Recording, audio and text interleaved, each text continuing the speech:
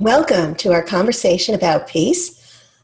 I'm MarBeth Dunn, your host, and I am thrilled today to bring on a very special guest meditation host, and that is Keith Leon S. He is a multiple international best-selling author. He owns a successful publishing company, and he is a speaker and trainer who is well known as the book guy. And he has appeared on many popular radio and TV broadcasts. His work has been covered by Inc. magazine, LA Weekly, the Huffington Post, and Succeed magazine. That just names a few. And he has spoken at events that include Jack Canfield, Neil Donald Walsh, Barbara DeAngelis, John Bray, Michael Beckwith, and Marianne Williamson. His passion is teaching people how to go from first thought to bestseller and to create what he calls the world's greatest business card. So I also want to add that Keith is an angel guy. Mm-hmm. And he has a very strong connection with the angelic realm. And he also is a wonderful singer. And he has sung at Agape. So welcome, welcome, welcome, Keith. I am so thrilled to have you on the show. Thank you. Thank you so much for having me. Well, it's my pleasure. So let's talk a little bit about angels. Yeah. Ooh, I love talking about angels. Me too. So how old were you when you first connected with your first angel? 5 years old. Is kind of as long as I could remember, I could hear my guardian angel's voice. And he was constantly instructing me and telling me what to do. And because of that, it kept me out of harm's way many times. If it wasn't for my guardian angel, I would have been molested as a child, but he told me what to do when that situation came up, and I just did what I was told, and it handled it. And so many times my life was spared over the years. 8 times I should have died, and have literally seen time reverse to keep me here. And some of those were when I was very young. So I just always knew where he was and could hear him. He told me at a very young age this little girl up the block who I used to walk by her house all the time was going to be my wife. Oh, wow. Yeah, and I shared that with my mom, and she was like, oh, that's so sweet and cute. But I kept saying it, and so she was like, took interest. And then later when I met her and then we got together, my mom was like, that's that girl, right? I was like, it is. It is. And that cool. Ended up being my first wife. I called my practice wife. And we were together for 13 and a half years. And he did say she would be my wife. He didn't say forever.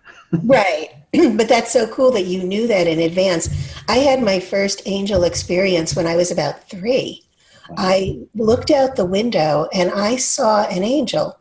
Now, the way that I see with spiritual sight is it's like a freeze frame in sepia. I told my grandmother that I had seen an angel, and she was very excited about it because she had also had a spiritual sight.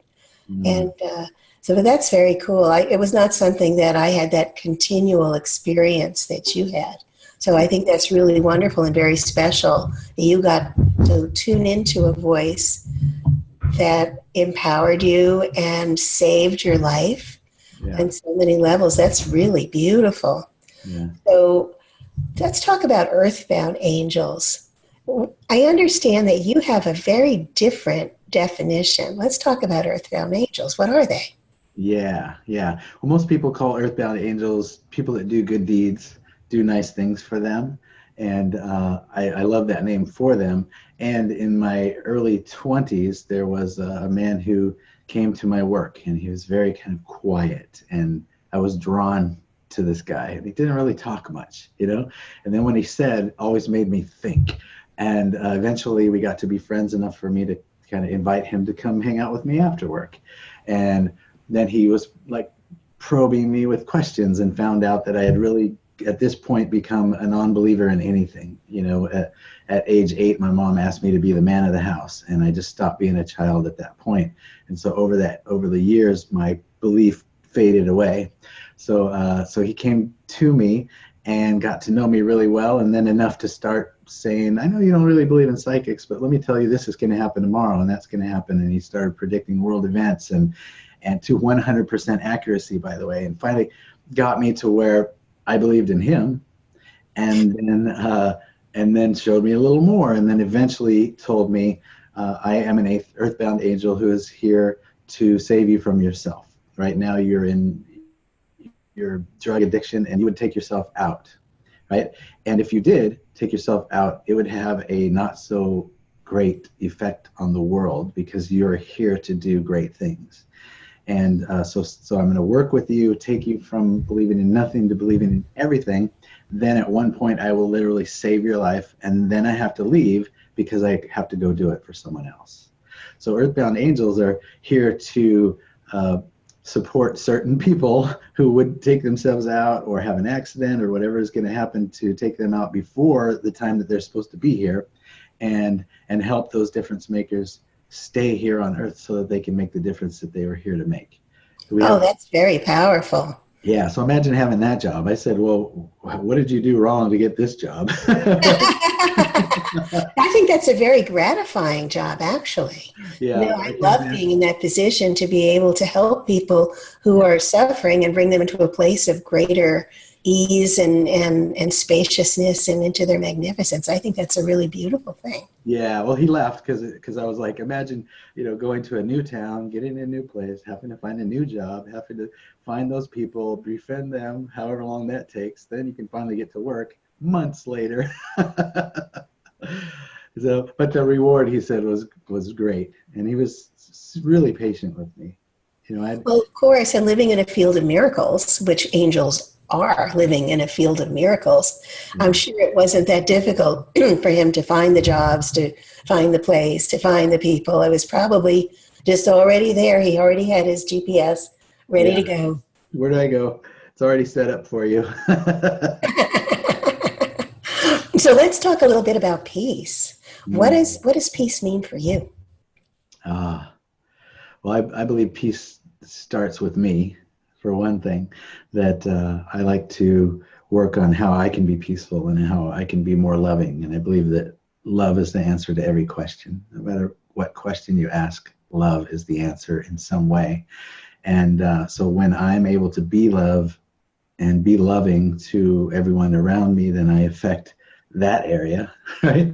And then in my visualization, in my prayer, then I can take that love and then I can spread it out. And that's something that we'll probably share later, because you'll probably be asking me about tips and tools. So I can get into that a little bit more. And also on the World Peace Meditation, we'll literally do that. But take that peace, create it within ourselves, and then spread it out to your town, and then your state, and then your country, and then the world, and then to infinity, right? And beyond. I love it. So yeah, I love the work that you're doing, and helping people through your book publishing company, but at the same time, and you're helping them, it's really a great service to be able to help other people to step into their greatest awareness, their greatest self. And I know that you help them through your publishing company. And you also, work with your voice, with your singing. And I'm really looking forward to your meditation. Can you give us a little hint on what you're going to be doing? We are going to do a closed-eye process that focuses on the peace within us and creates that peace within us. And then we will take that and we'll spread it out in a very particular way, to where it's not only focuses on the Middle East, which is what we're doing for a while, but then takes it and spreads it everywhere. So together we will create that field of peace, the peace that passes all human understanding, and then we'll take that and beam it out to everywhere. Ooh, I love it. That's really beautiful. How do the angels help you with the peace process? Well, I love to work with angels, so I invite them into all the things that I do. So like before this call, I invited them to be with me now, so that I can truly connect and be authentic from my heart and speak. They can speak through me, right now. And so I'm always inviting them into whatever I do. That's really beautiful. And, and I think it gives you like a deeper authority Mm. when you recognize that you're really being a channel for the words of these heavenly helpers. I think that's a really beautiful thing. Yeah, I and know I always try to tap into spirit before my meditations and, before my conversations with people too. And I feel it really makes, something deeper and more profound and more meaningful. And I never know what's going to come next. yeah, yeah. And one of the gifts that I was given so many years ago was that their angel energy would come through my music. And once I got that message and then would kind of tap in before I even opened my mouth to sing, I would do that evocation and bring them in. And I would tell every pianist or musician, like, wait until I give you the nod before we start. Right? So I would connect with angels, and I would connect with everybody in their eyes, and then I would sing, and their energy comes through the music. And as soon as I realized that was happening and bring forth that energy, people would come up. So many people, every time I sang, would come up and say, I don't know what it was, but there was a healing. When you sang, this happened. That just changed my life. One song. Grown men weeping in the audience that came up and said, I never cry at all. And now I'm crying in front of 1,000 people. Thanks a lot. But thanks a lot, at the same time. So would it be okay if I shared the music that you sent me with our group? Sure. Wonderful. So we'll post that in the Facebook group, the World Miracle Peace Experiment, so that everybody can get a taste of who you are before you lead the meditation. That'll be wonderful. Awesome. Yeah. So, wow, this is really, really wonderful. Is there something special that you would like to share with our viewers? Well, just there are certain ways that I am able to meditate and bring peace for myself and others on a daily basis. And so I wanted to share a couple ways that I do that. One is that I see and envision a funnel of golden white light pouring into the top of my head and then filling me up from top to bottom. And as I'm doing that, I'm breathing in, and as I breathe in, I fill up with and say, God is. And when I exhale, I am. So I'm bringing forth what God is filling me up, and then I am is putting that out into the world. Then I take and I send this wave of love, like I said, out from me to cover my local town, and then I see it covering the state, and then the US, and then all around the world, and then out as far as I can even stretch my imagination to believe. And that is a very powerful process that I love to do, that brings forth that peace. And I do that before calls like this. I do that before meetings. I do that before connection, when I'm connecting with people. Wow, that's a really beautiful thing. Thank you for sharing that. And I know we're all very excited, looking forward to your doing the meditation, hosting the meditation on Tuesday, the 7th. That's very exciting for us. So we're looking forward to that.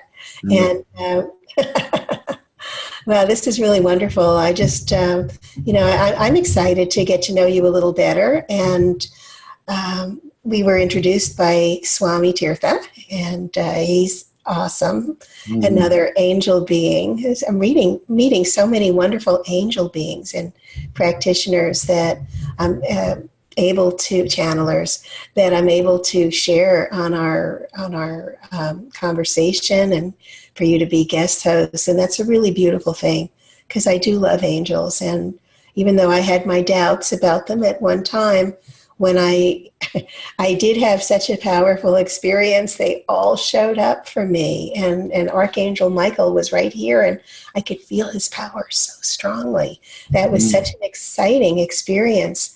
I didn't know who he was at first, but it was just such a powerful energy. He was huge. Yeah. And this just emitting this very masculine, powerful energy.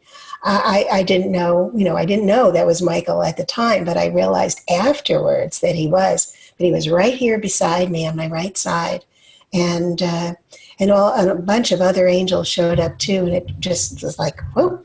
I know you guys exist. I get it. I get it. We're good. Yeah, I know. So it's so wonderful to have the angels channeling these meditations and have the angels channeling your conversation with me right here. What a beautiful thing. Yeah. Yeah. Ultimately, they just want to give you love and protect you. Like that's their whole purpose. Where they get their juice to love and protect you in any way possible. And just for people to know, if there's any situation you're going into where there's somebody who typically has negative energy, might be a negative experience, you can call on Archangel Michael and ask your guardian angel to wrap their wings around you, their arms and their wings around you, and to protect you from any energy that isn't of the light, that isn't pure and for your highest good, will just be repelled. That's so beautiful. Off of their wings, right? And they'll wrap their arms around you, and you'll go in there, and it's interesting. Like even seemingly negative people won't be negative that day, or they'll start to, and something will stop them, and then they'll change it. And you'll notice because you set up that process, it's kind of like if you go look at a VW, then all of a sudden you see VWs everywhere. That's how is with angels. A reticular activating system. Yeah, when you invite angels, okay, I'm open to see you in all ways, and I'm inviting you to now be here of service to me and love me, and I'll be keeping my eyes out for you. Then you'll start to notice all the ways that they show up for you. It's amazing. Oh, sure. And I think that's a beautiful thing. As we focus on them, of course, they're going to show up. So I do have a couple of questions.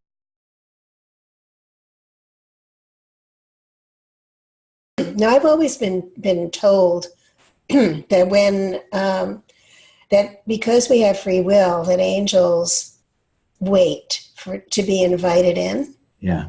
And yet you had so many experiences where they jumped in and saved you without your inviting them in. Right. How do you explain that? I think that my connection with my guardian angel from childhood, was really an invitation. Like I already had a conversation, so obviously I'm open to that. I think that potentially the work that I do here on this planet, even overrode that, a few times, where we must step in and save him from falling over that cliff right now, or he won't be able to do the work. So I believe that's true with certain types of angels. You must invite them and to be able to come in, but your guardian angel is your protector. Like that's their number one job. And I believe they step forth to keep you here to your expiration date, whether you invited them or not, right? And they will give you little signs to show you that they're there, so that you will then say, okay, I'm open, I'm sure. open.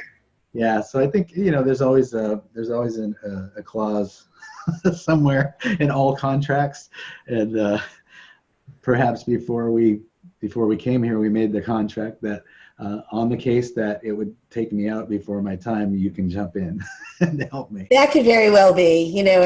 I'm sure that I know that we have agreements that are created before we're born. Yeah. So that could very well be. I had that realization at one point that we do have these contracts, and I had the experience viscerally of knowing that. So that was very powerful. So do you have any final words that you'd like to share with our viewers? Well, the one thing that I will always share, if you see me speak anywhere, on any stage, on any show or anything, I will tell you that you make a difference in this world. And every hello, every hug, every smile, you could have saved somebody's life that day, and you'll never know, right? And even the people who are friends and family who are inspired by us, who are making a difference in their lives, they don't tell us. They just assume that we already know that we're making a difference. So for all the people who have not shared with you that you made a difference in their life, for them, I want to tell you that you do absolutely make a difference. This world would not be the same without you. And so you're making a difference all the time, whether you know it or not. So keep on shining your light. Oh, that's so beautiful, Keith. Thank you so much. And be sure to tune in for his his meditation on Tuesday, the 7th. And Keith is going to be hosting our World Miracle Peace Experiment meditation. And also, I'm going to post a beautiful piece of his music in our Facebook group, World Miracle Peace Experiment. So tune in. And thank you so much for joining us today. We send you so much love. It's been my pleasure. Thank you.